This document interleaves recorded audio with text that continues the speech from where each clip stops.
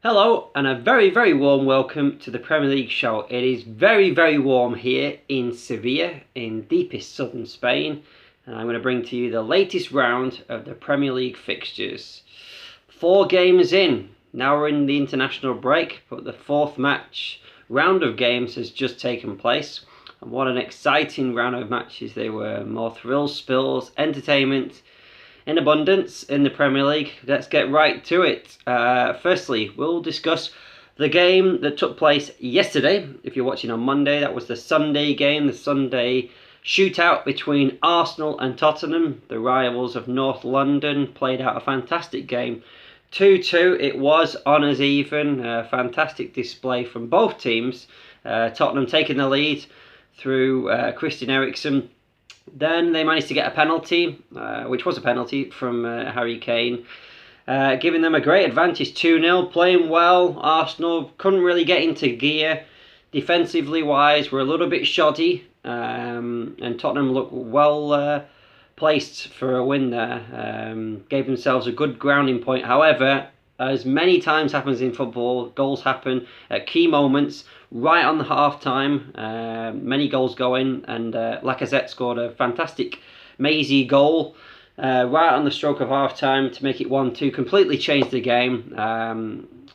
If you go into the dressing room, obviously, yeah, you're losing, but still you're going on a high because you've just scored. Tottenham deflated, having could have had a 2 clear goal advantage, only down to 1. Psychologically, swings the pendulum, doesn't it? And changed the pendulum in the favour of Arsenal. Fantastic second half, even though there was only 1 goal. Much better second half, breathtaking. It was from end to end. Fantastic entertainment, lots of great passing moves, lots of great skill. Fantastic match from both teams.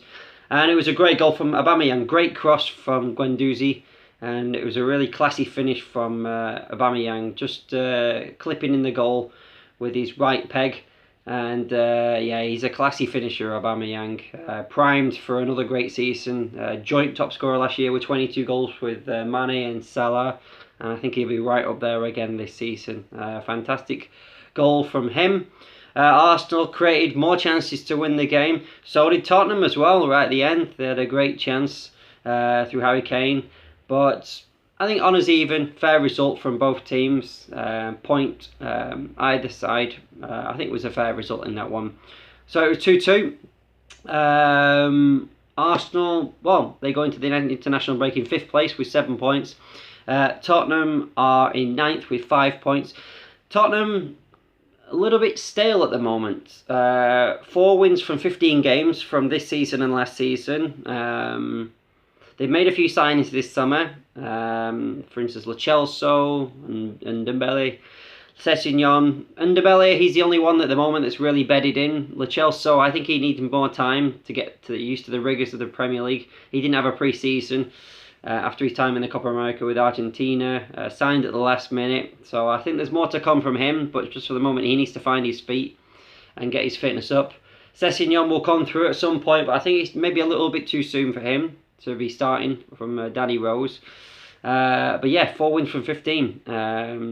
Quite worrying from a Tottenham standpoint. They've got a great squad, but they need to solidify their form, which got them into the Champions League and to the Champions League final of last year. So yeah, much to think about for Mauricio Pochettino. Much to think about for Ole Gunnar Solskjaer as well. Yeah, another slip up, this time away at Southampton. Great display from Daniel James. He's the only one at the moment that seems to be playing well for Manchester United. Great signing from Swansea. A very young, energetic winger. Shows no fear on the ball. Likes to try a few things. And he scored a wonderful goal over the weekend. He's the only one that seems to be playing well for Manchester United at the moment. They seem a real mess to the team of Ole Gunnar Solskjaer. There seems to be no pattern, no identity. They spent so much money, and yet they seem to be worse off than before.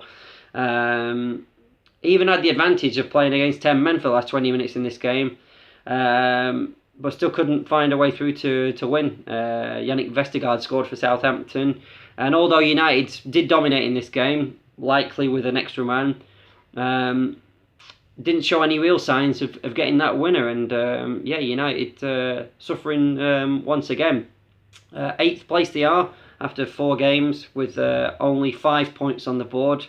And yeah, again, another team that can be quite worried about their situation going into their international break.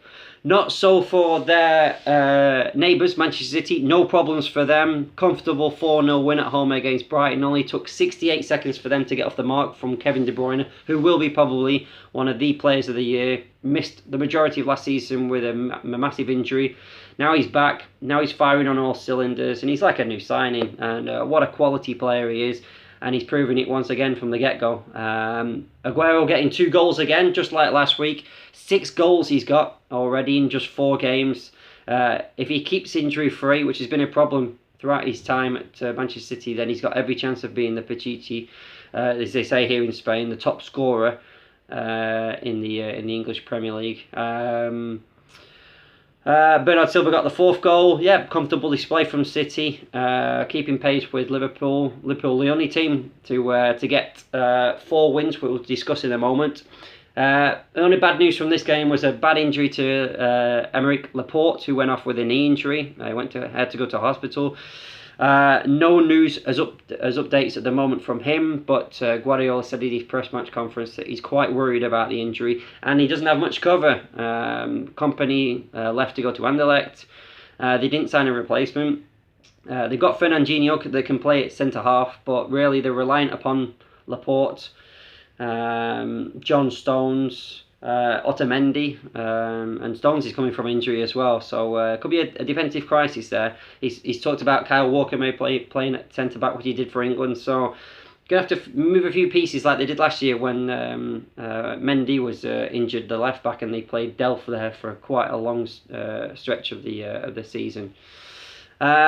Speak about Liverpool, the only team in the Premier League with 4 wins from 4 maximum points, 12 points, winning at Burnley 3-0. Comfortable display again.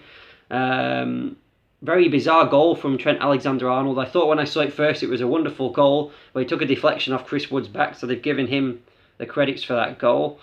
It wasn't a shot in my eyes, it was a cross, but anyway, it looked a fantastic goal. Mane again scoring, real cool finish from him. He's arguably their best player at the moment, really making Liverpool tick. And a great goal by Firmino, who's not far behind as well. Firmino's really upped his game this year. The attacking 3 are absolutely tremendous. And yeah, they're primed for another great season. I've got a few stats here about Liverpool. Firmino scored his 50th goal in the Premier League, first Brazilian player to get to that record, so congratulations to him. When Mane scores, Liverpool don't lose. They haven't lost in the last 33 games that he scored, so yeah, he's a great talisman. 29 victories and 4 draws in that time. Liverpool won 13 games consecutively between this season and last season, so they're carrying over that form for last year tremendously. And they're unbeaten in 21 games with 17 victories and 4 draws going back to January when they lost against Manchester City. It's amazing last season still for me that they only lost 1 game and yet didn't manage to win the Premier League. That is the high level of the Premier League this year. You've got to be almost foot perfect to win it. More games. Chelsea and Sheffield United. Sheffield United continuing to confound critics and people that think they're going to have a bad season. Great draw for them, showing all the hallmarks of their doggedness, real heart and determination. But they do have some skill. They've been disrespected by a few people, saying that they just play dirty football and they just try and nick a goal here and there. But they have got some quality in their ranks, so you've got to give them credit. They're there by right, and they're getting these results by right as well. And they had to come back from 2-0 down in this game. 2 goals from Tammy Abrahams. He's hit the ground running for Chelsea after a bit of a sticky spell in his first couple of matches. But back did the Blades come. Scored from Callum Robertson and an own goal from Kurt Zouma. Great result for Chris Wilder and his troops. And yeah, they go into the international break in 10th position with 5 points. Same as Chelsea, above Chelsea actually, because they've got a better goal difference. Frank Lampard's team, well, they huff and puff at the moment. They blow hot and cold. They're like Dr. Jekyll and Mr. Hyde. So they show signs of being a good team, and then they have defensive setbacks and flaws. Obviously, they're going to miss Eden Hazard. Huge miss for them. Top goal scorer. Great player. You're always going to miss someone like that, and it was always going to be a difficult season for them with the transfer ban. But I think people need to be realistic about Chelsea this year. They're not going to win the Champions League. They're not going to win the league. They're going to find it difficult to get into the top four. For the first time since Abramovich has been there, they need to be patient, the Chelsea fans, because they know that things are against them. And I hope that they give Frank Lampard time to give him a shot, because it's good to see young English managers getting their chance at top clubs, and I really wish that they give him the chance that he gets. But it just goes to show again, this Premier League is wide open, full of shocks, full of surprises. It's the most wide open Premier League, I think, that there ever has been. Every weekend we're seeing shocks, like Southampton getting a draw against Manchester United, like Sheffield United picking up a draw against Chelsea, like in previous leagues when Newcastle beat Tottenham. This is the Premier League. It's wide open for teams. For instance, like Leicester. Leicester got a great result against Bournemouth. 2 goals from Jamie Vardy. Third place they are with 8 points. Riding high. Leicester, they've started very, very well. As of Crystal Palace, 4th place with 7 points. There were a plethora of teams with 7 points, but Crystal Palace with better goal difference are in the Champions League place at the minute, which goes to show that it's wide open in the Premier League. Bottom 3, Watford got their first point, 1-1 draw against Newcastle, but still remain bottom with 1 point.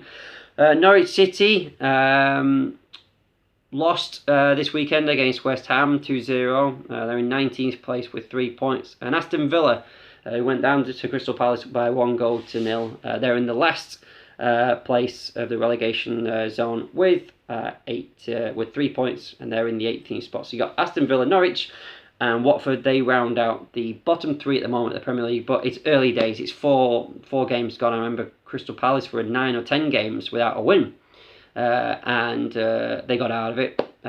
So it's very, very early days in the Premier League. Well, now it comes the international break, so the Premier League takes a back seat, but we'll be back in 2 weeks' time with the 5th round of Premier League fixtures, and I'm sure there'll be lots of more thrills, spills and surprises, as there have been up until now in the Premier League. So enjoy the international break, and we'll see you in 2 weeks' time. For now, thank you very much for joining me, and long live the Premier League.